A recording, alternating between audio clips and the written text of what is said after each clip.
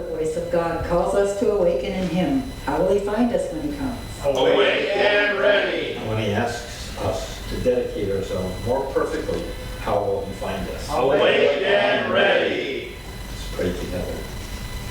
Heavenly Father, Heavenly Father, Divine Mother, Divine Mother, Eternal Friend, Eternal Friend, Divine Beloved, Divine Beloved, Jesus Christ, Jesus Christ, Bhavaji Krishna, Bhavaji Krishna, Lahiri Mahashaya, Lahiri Mahashaya, Swami Sri Yukteswar, Swami Sri Yukteswar, Beloved Master, Beloved Master, Paramahansa Yogananda Ji, Paramahansa Yogananda Ji, Saints of all religions, Saints of all religions, humbly we bow before you. humbly we bow before you. Help us to feel your presence Help us to feel your presence in this service this morning. in this service this morning. Help us to open our hearts Help us to open our hearts and our minds and our minds, that we may receive guidance that we may receive guidance and thy presence and thy presence throughout this day throughout this day and all of our lives. and all of our lives. Om. Om. Peace. Peace. Amen. Amen. Lord Most High, our Heavenly Father, all our lives we dedicate to Thee. All our labors, all our joys and woes, all our pleasure, all our melody. Make us each a channel of Thy peace. When in darkness, guide us from above. Where there's sorrow, may we sow Thy joy. Where there's hatred, may we share Thy love. Lord Most High, our Heavenly Father, all our lives we dedicate to Thee. All our labors, all our joys and woes, all our pleasure, all our melody.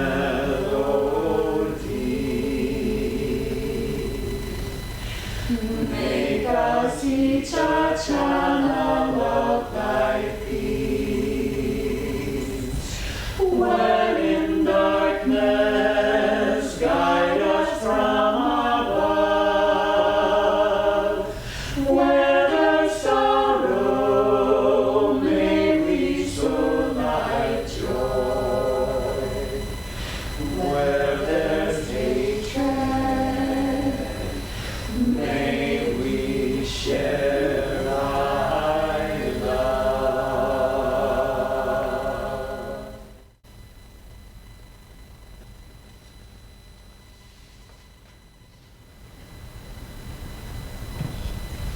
While still keeping an inward focus, let's listen to these words on high-mindedness. People often speak of cynicism as the mark of realism. In fact, in a universe without any visible center, one might justifiably develop an understanding of it from any conceivable starting point. One's understanding, however, may only reflect who and what he himself is. A view from the depths lacks the perspective that can be achieved from the heights.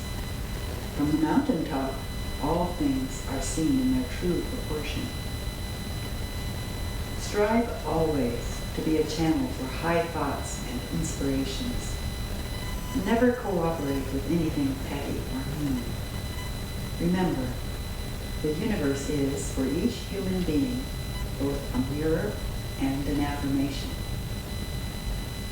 That's worth repeating. The universe is, for each human being, both a mirror and an affirmation. One who entertains high thoughts will be himself ennobled. Let's affirm together. I will see goodness in everything.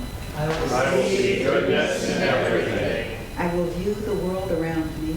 I will view the world around me. Not from the depths of matter attachment. Not from the depths of matter attachment. But from the heights of divine aspiration. But from the heights of divine aspiration. I will see goodness in everything. I will see goodness in everything. I will view the world around me. I will view the world around me. Not from the depths of matter attachment. Not from the depths of matter attachment. But from the heights of divine aspiration. But from the heights of divine aspiration. Now a little more quietly, taking it inward. I will see goodness in everything. I will see goodness in everything. I will view the world around me. I will view the world around me. Not from the depths of matter attachment. Not from the depths of matter attachment. But from the heights of divine aspiration. From the heights of divine aspiration. And now as a whisper, taking it even more inward. I will see goodness in everything. I will view the world around me. Not from the depths of matter attachment. But from the heights of divine aspiration. And now mentally, focusing at the spiritual eye, and with great will and determination, repeat, I will see goodness in everything. I will view the world around me, not from the depths of matter attachment, but from the heights of divine aspiration. Mentally pray with me. Lord, the universe was made in thine image of perfection. Help me to bring out that image in others by blessing them in thy love. Om. Peace. Amen.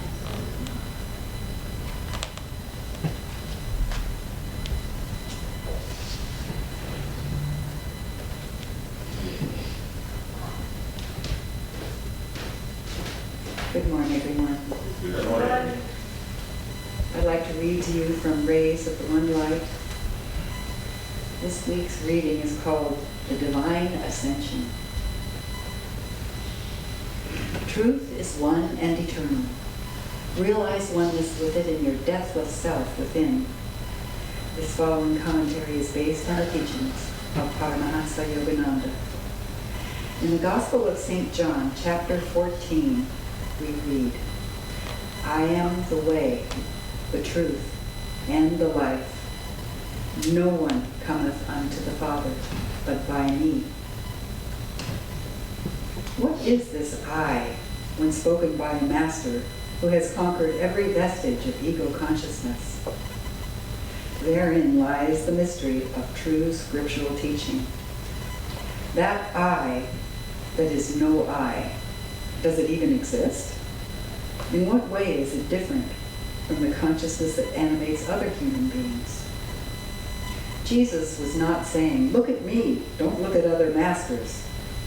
He was saying, rather, look at the divine self that is the essence of who you are in your very self. You are that I. No one cometh unto the divine consciousness except by first recognizing his own intrinsic divinity hidden behind his elusive ego. The Bhagavad Gita in the 4th chapter states, O son of Prita, Arjuna, in whatever way people accept me, in that same way do I appear to them. For all men in some way pursue the path to me. Meditate on the divine incarnations, their lives and the consciousness animating them will be your stairway to the infinite. Thus, through Holy Scripture, God has spoken to mankind.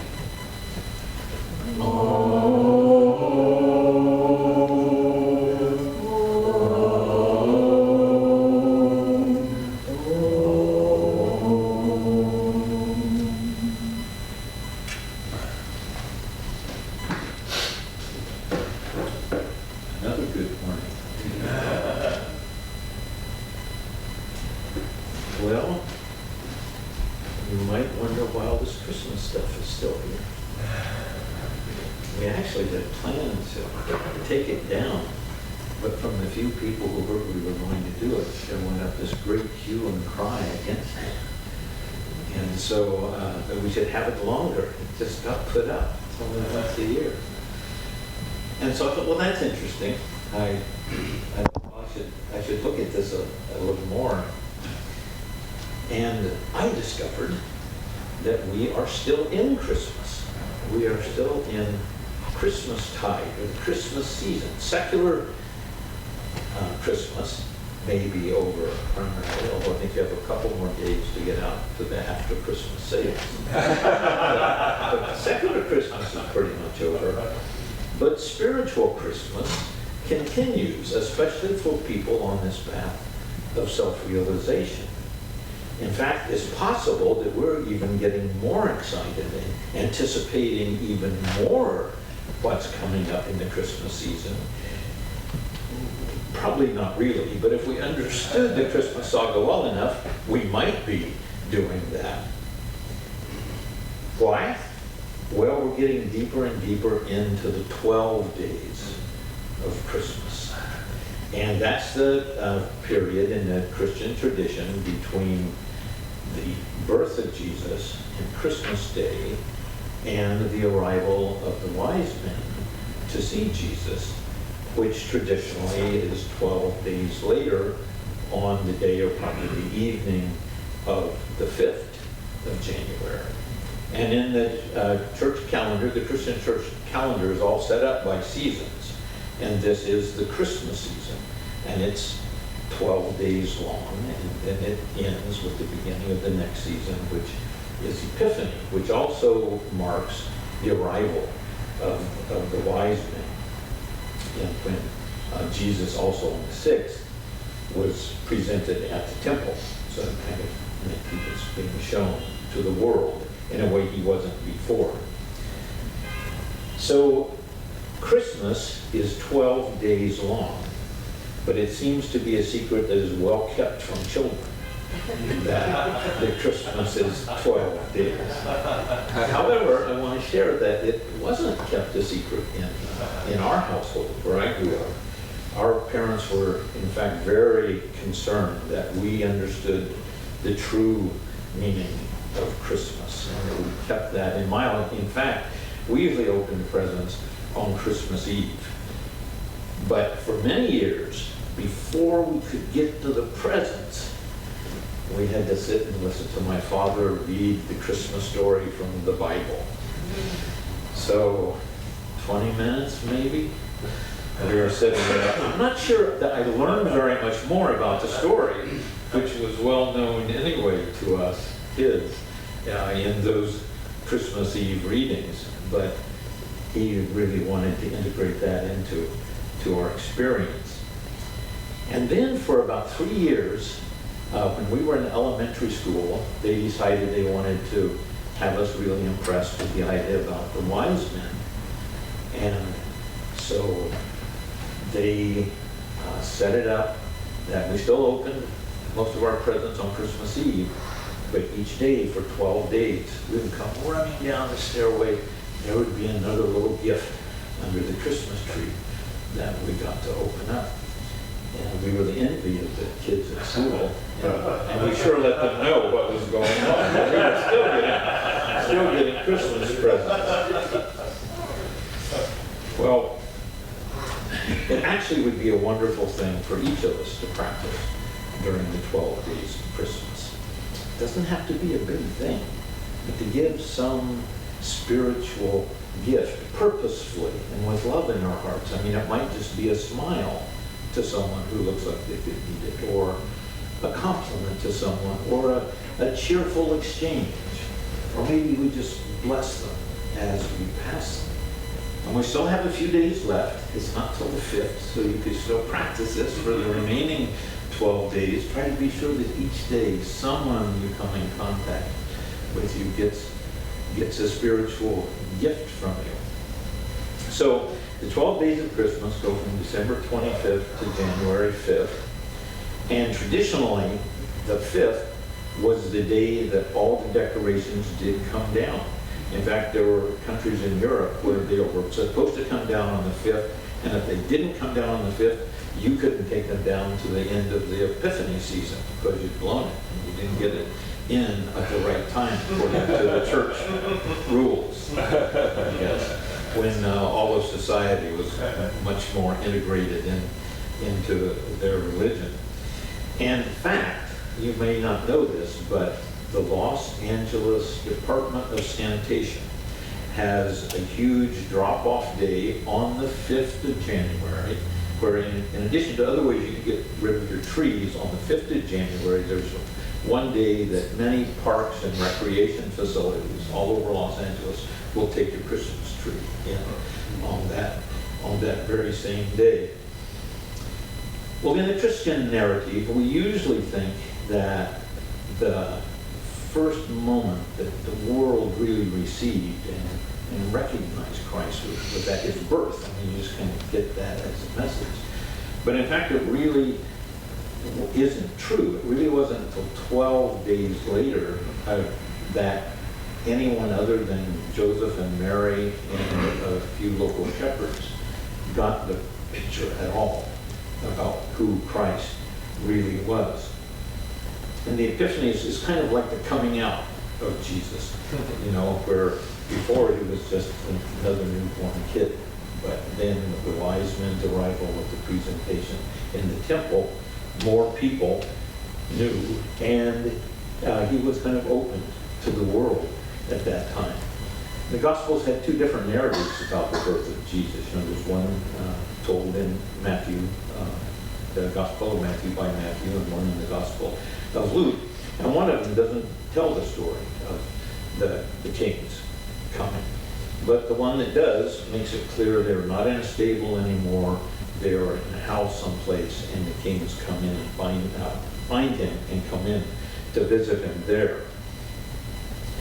But, you know, popular Christian tradition has always intertwined the two stories together. And so you get the Christ scene where the Magi have shown up early because Jesus is still in the manger in his swaddling clothes. And in fact, you know, they couldn't have been there, but carols and Christmas cards and stories and all usually depict that. But there's a certain preciousness about this idea of waiting or still searching. It's just not like everything magically showed up and happened at one time.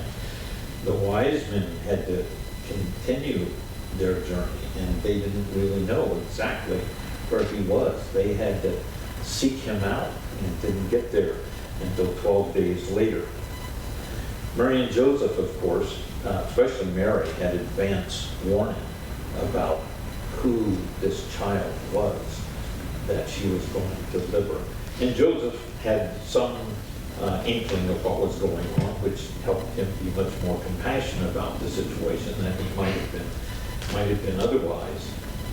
But the broader world really didn't know about Jesus till 12 days later. And as probably most of you are aware, the wise men are very special and precious to our path. This is what Paramahansa Yogananda said about them. The three wise men who came to honor the Christ child after his birth were the line of gurus who later sent me to the West. Babaji, the Hari Mahashaya, and Swami Sri Yukteswar.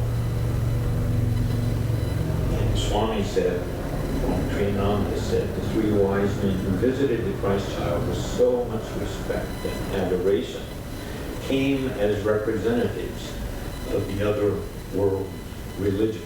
And they pieced together, they think at least one was a Zoroastrian priest, Balthasar is thought to be being at least one came all the way from India. And they were at levels where they could coordinate their arrivals and connections, even though they didn't have GPS at that time. And so they hooked up there. Well, we have a wonderful scripture in our reading today. I'm going to read a little bit from Whispers first. This Whispers, it can be taken from several different points of view, I think, but I want to read it and think of it as from the devotee who is living in a situation and a world that is not ideal, but is looking forward and hoping that something different is going to happen. It's called Thy Homecoming. Thy mansion of heaven is lit by perennial aurora displays of mystic light. The stellar system moves on endless dark highways of eternity, leading to thy mystic home. The comet peacocks spread gay plumes along the sky, dancing in wild delight in a garden of many moons. I sit on my little patch in the Milky Way and watch the glory of thy kingdom spread out everywhere. The heavenly festivities dazzle us with meteor fireworks against the night. That march across the blue vault to the beat of thy unseen band, obedient to thy will. Everybody, everything, every atom rejoices at thy coronation, O thou uncrowned King of galaxies. Each day the trees drop flowers in thine honor, and the sky-inverted bowl drops incense mists to honor thee. Candlesticks of cosmic power hold burning stars to light thy mystic temple. Meteorites blaze, traverse the sky, and then fall to earth with thy joy. The planetary dance glides in stately rhythms. Everything awaits thy homecoming. Because thou hast seemed absent, thy mansion of matter has to our minds seemed dark, unmeaning, steeped in sorrow.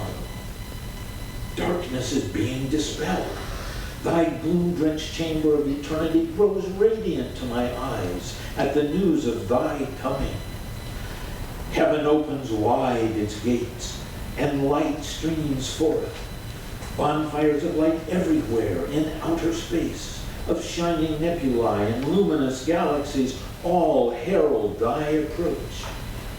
The sentinels of sun and moon stand patiently at earth's doorstep to greet thy homecoming. And I am running wild, dancing in my little body on this little earth, and skimming over milky ways, coaxing everything, the atoms of all space, each speck of consciousness. I cry, come, open wide, let divine light shine in all dark human hearts. Drive out the darkness from them evermore, and make once again gladsome this bare, lonely wilderness of matter.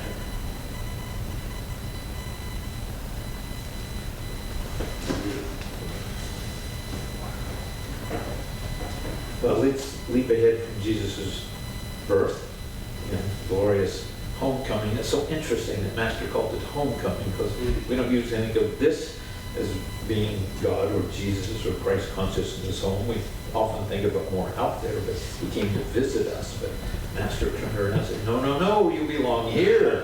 This is where we need you. This is where we want you. Come home. I'm so excited you're coming. Anyway, let's leap ahead from that into our passage today, which is actually very near the end of Jesus' life, when Jesus said, I am the way, the truth, and the life. No man cometh unto the Father but by me. Well, this beautiful, deep passage is really, it can be seen as key to the heart of the great mystery of life, key to answering questions like, who am I? What am I here for? What is life all about? These same words have been so often misunderstood and used repeatedly to supposedly prove superiority, a person's superiority, or that their faith is better than other faiths, or used to attack people who believe differently.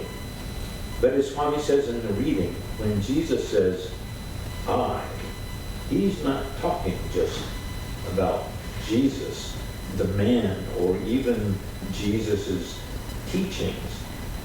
The I that Jesus is using refers to the Christ that was in him. And that's what Jesus is trying to get across to the disciples here.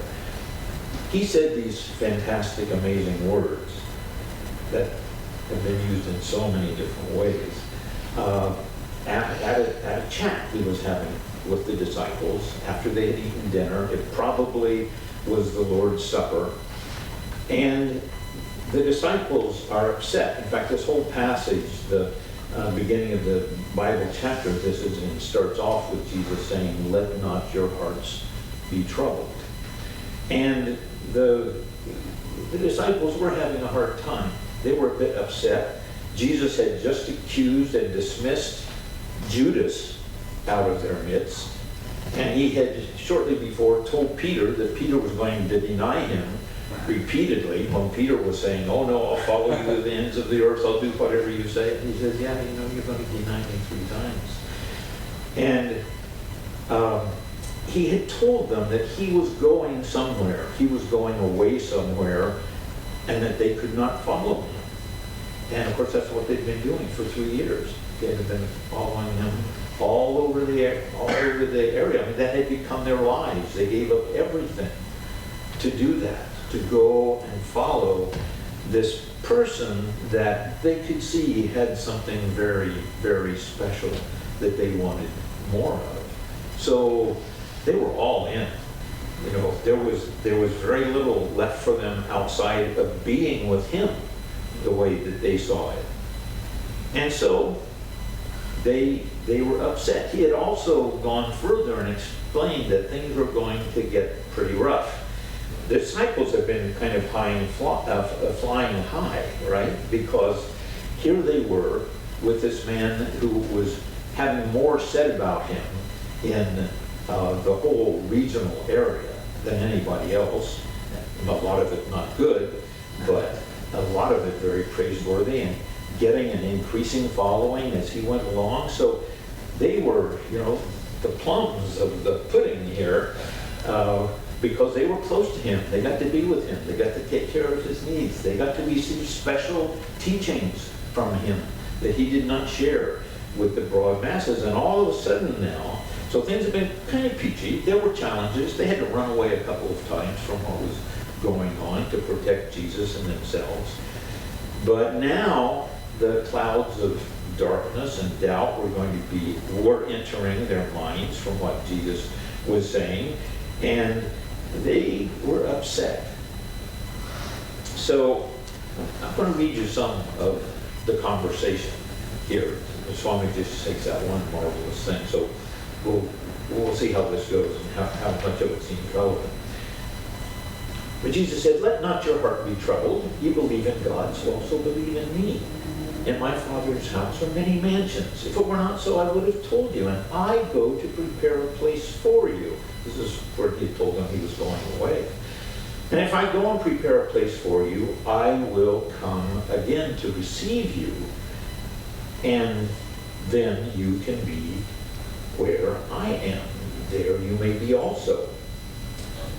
And whither I go, ye do know, and you know the way. And Thomas saith to him, Lord, we know not whither thou goest. How can we know the way? And Jesus saith unto him, I truth, and the life. No man cometh unto the Father, but by me. And if ye had known me, you would know my Father also.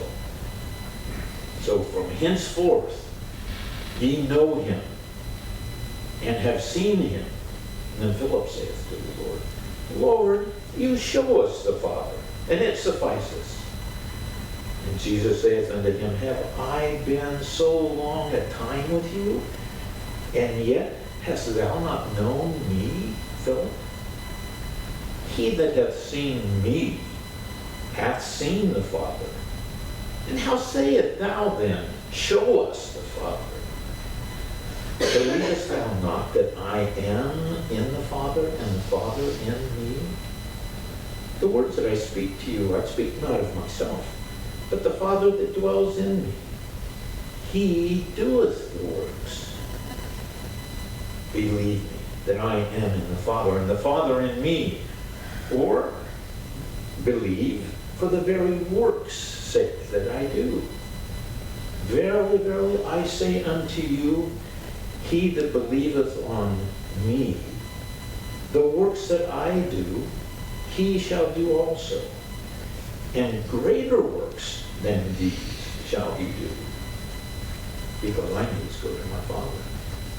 So this is the exchange that happened there in this after dinner setting, and we see how the disciples were missing the boat in the same way that so many people do today. That when Jesus said, I and me, he was not talking about the man that was sitting in front of him.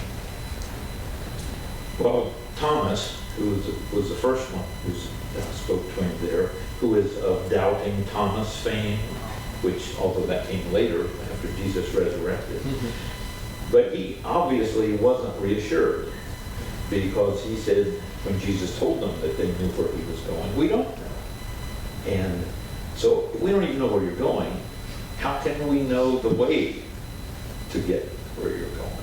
That's what listed it as I am the way. He's not saying, I, Jesus, am the greatest. I am the only one. No one else can be what I am. I am the one and only God-man.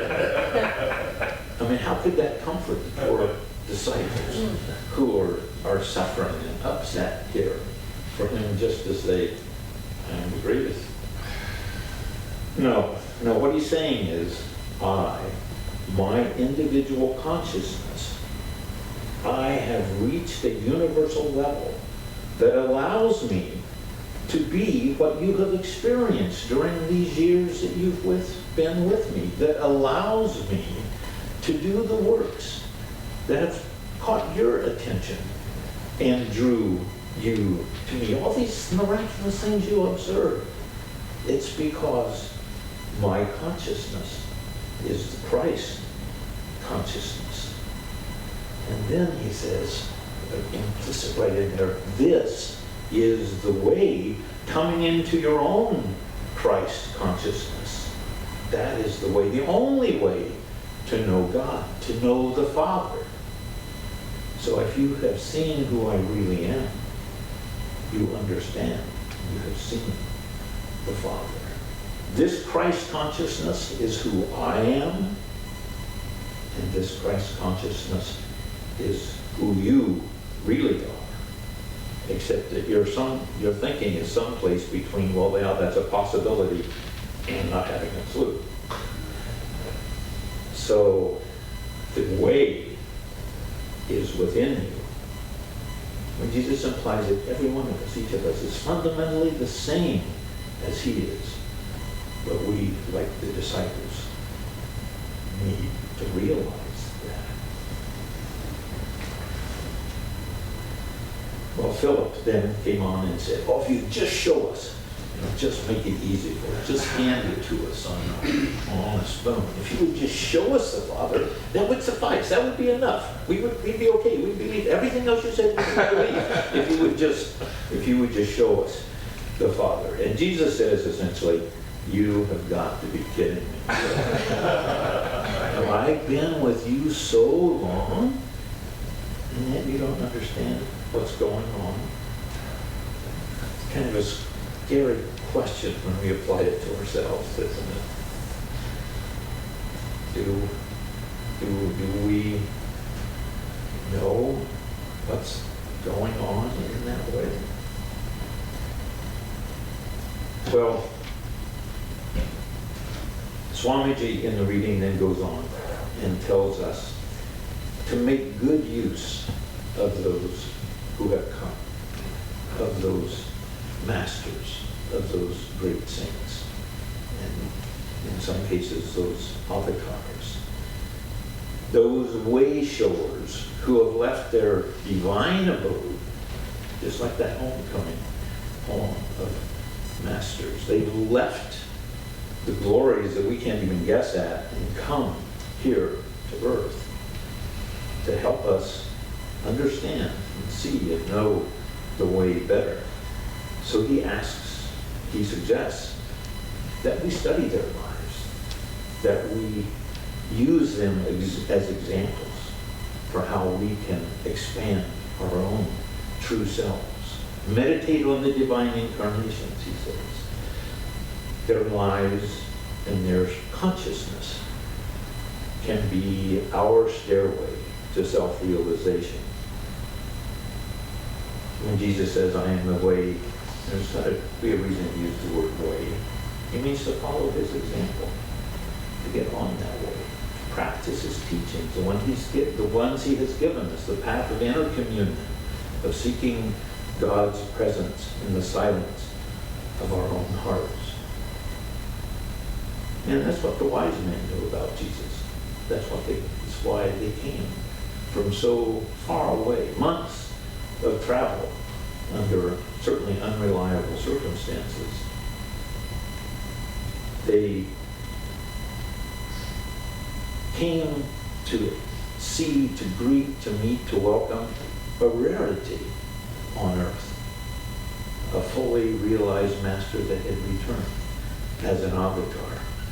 It took greatness to truly recognize greatness. So let us all, as we move through the rest of this holy season, renew our efforts, our meditation, our service, our having compassion towards others, having compassion towards ourselves. Follow the way of the wise man.